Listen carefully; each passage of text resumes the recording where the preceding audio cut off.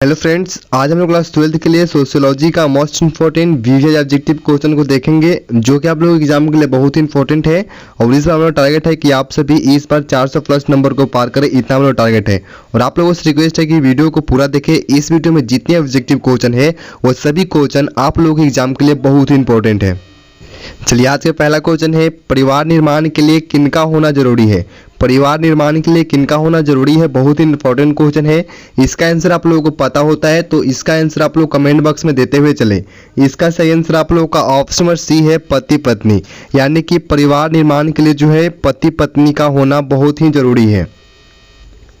2 number question है, ऐसे परिवार जिसमें एक स्त्री के कई पति होते हैं क्या कहते हैं। यानी कि उस परिवार को क्या कहा जाएगा जिसमें एक स्त्री के कई पति हो। इसका सही आंसर आप लोगों का ऑप्शन नंबर सी है। ऑप्शन नंबर सी है, बहुपति विवाही परिवार।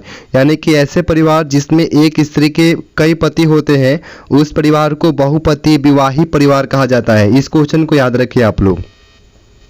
3 नंबर क्वेश्चन है, परिवार की उत्पत्ति के संबंध में एक विवाह के सिद्धांत के प्रतिपादक कौन है। एक विवाह के सिद्धांत के प्रतिपादक कौन है, इस सिद्धांत को याद रखेंगे, बहुत ही इंपॉर्टेंट है। इसका सही आंसर आप लोगों का ऑप्शन नंबर सी है। ऑप्शन नंबर सी है, वेस्टरमार्क। यानी कि वेस्टरमार्क जो है ये आपके परिवार की उत्पत्ति के संबंध में यानी कि एक विवाह के सिद्धांत के प्रतिपादक है।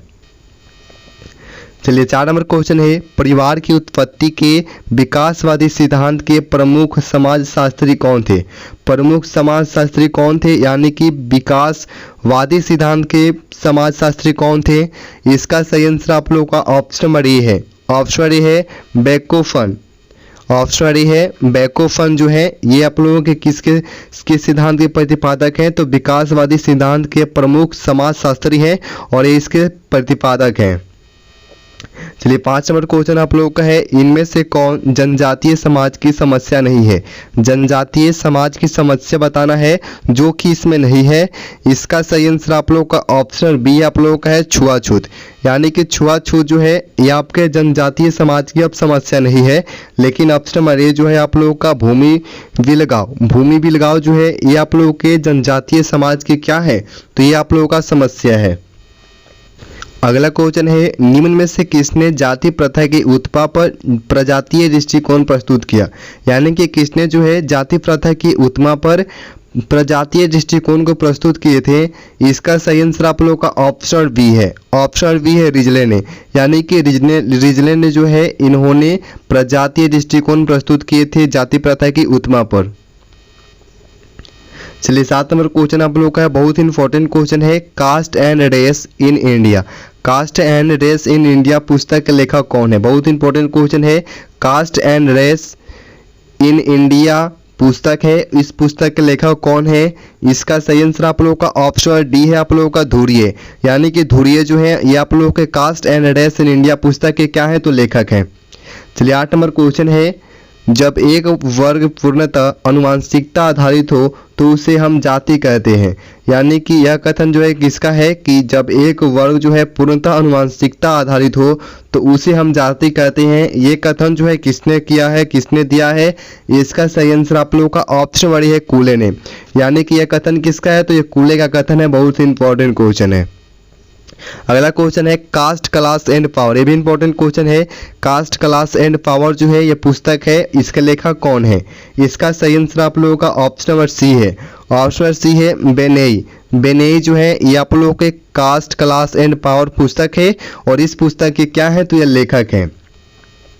चलिए, 10 नंबर क्वेश्चन है, वह समूह कौन सा है जिसकी सदस्यता जन्म से निर्धारित होती है तथा आजन्म रहती है। यानी कि जो जन्म से जिसकी सदस्यता जो है जन्म से निर्धारित हो और आजन्म रहती है उस समूह को क्या कहा जाता है।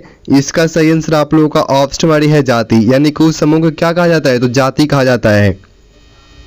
चलिए, 11 नंबर क्वेश्चन आप लोगों का है, भीम नामक जनजाति किस राज्य में निवास करती है। ये इंपॉर्टेंट है कि भीम नामक जो जनजाति है वो आपके किस राज्य में निवास करती है।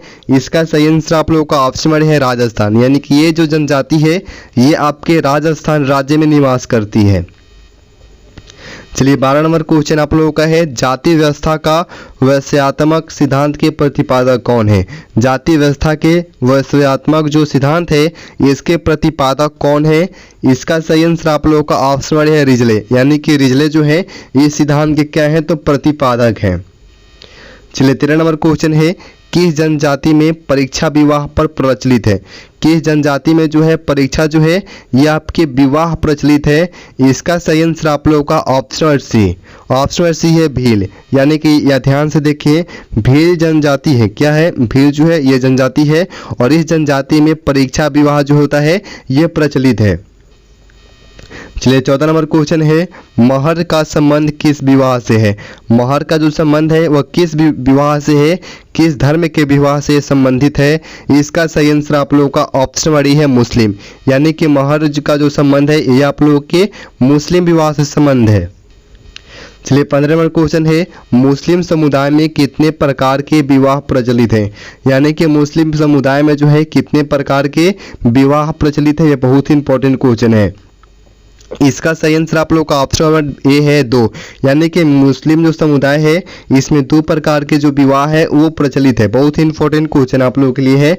16 नंबर क्वेश्चन है, कहाँ वस्तुएं एवं सेवाएं मुद्रा में खरीदी एवं बेची जाती है? कहाँ पे जो है वस्तुएं एवं सेवाओं को जो है मुद्रा में खरीदी जाती है और उसे बेची जाती है? इसका सही आंसर आप लोगों का ऑप्शन सी है बाजार में, यानी कि बाजार में वस्तुएं एवं सेवाओं को जो है मुद्रा में खरीदी जाती है और उसे बेची जाती है। चलिए 17 नंबर क्वेश्चन है, जिन व्यक्तियों के बीच रक्त या विवाह का प्रत्यक्ष संबंध होता है उसे किस श्रेणी या नातेदारी कहा जाता है? यानी कि उसको जो है किस श्रेणी का नातेदारी कहा जाता है? सही आंसर आप लोगों का ऑप्शन नंबर ए है प्राथमिक नातेदारी, यानी कि इस नातेदारी को प्राथमिक नातेदारी कहा जाता है जिस व्यक्ति के बीच रक्त या विवाह का प्रत्यक्ष संबंध होता है। ठीक है, ऐसे नातेदारी को प्राथमिक नातेदारी कहा जाता है। बहुत इंपॉर्टेंट क्वेश्चन है। 18 नंबर क्वेश्चन है, जब व्यक्ति प्राथमिक नातेदार के प्राथमिक संबंधी होते हैं उसे किस श्रेणी का नातेदार कहा जाता है? यानी कि जब व्यक्ति जो है प्राथमिक नातेदार के प्राथमिक संबंधी होते हैं तो उसे जो है किस श्रेणी का नातेदारी कहा जाता है? सही आंसर आप लोग का ऑप्शन बी है द्वितीयक नातेदारी, यानी कि इस नातेदारी को द्वितीयक नातेदारी के श्रेणी में रखा जाता है। चलिए 19 नंबर क्वेश्चन आप लोगों का है, जब व्यक्ति द्वितीयक नातेदार का प्राथमिक नातेदार होता है तो इस श्रेणी के नातेदारी को क्या कहा जाता है? ध्यान से देखें कि जब व्यक्ति द्वितीयक नातेदार का प्राथमिक नातेदार होता है तो इस श्रेणी के नातेदारी को क्या कहा जाता है? सही आंसर आप लोगों का ऑप्शन सी है तृतीयक नातेदारी, यानी कि इस नातेदारी को तृतीयक नातेदारी कहा जाता है। चलिए 20 नंबर क्वेश्चन है, जनजातीय विवाह का स्वरूप क्या होता है? जनजातीय जो विवाह होता है उसका स्वरूप क्या होता है? बहुत ही इंपॉर्टेंट क्वेश्चन है। सही आंसर आप लोगों का ऑप्शन डी है। ऑप्शन डी है आप लोगों का अंतःविवाही, यानी कि जनजातीय विवाह का जो स्वरूप क्या होता है तो अंतःविवाही जो है ये आप लोगों के जनजातीय विवाह का संबंध होता है। और ये आप लोगों का आज का लास्ट क्वेश्चन है। अगर आप लोग चैनल पर हो तो चैनल को सब्सक्राइब कर लेंगे, बहुत ही इंपॉर्टेंट है। आप लोग चैनल पर सब्सक्राइब कर ले, बहुत ही इंपॉर्टेंट है। और वीडियो को लाइक कर दोस्तों के साथ जितना हो सकता है शेयर करें। और वीडियो से रिलेटेड कोई भी कंफ्यूजन हो, किसी भी क्वेश्चन में डाउट हो, आप कुछ भी कहना चाहते हैं तो आप लोग कमेंट बॉक्स में जाएं और वहाँ पे आप कुछ भी बोल सकते हैं जो आप लोगों को लगता है। जैसा आप लोग वीडियो चाहते हैं, जिस भी क्वेश्चन में डाउट होता है तो आप लोग पूछ सकते हैं। मिलते हैं अगले वीडियो में, धन्यवाद।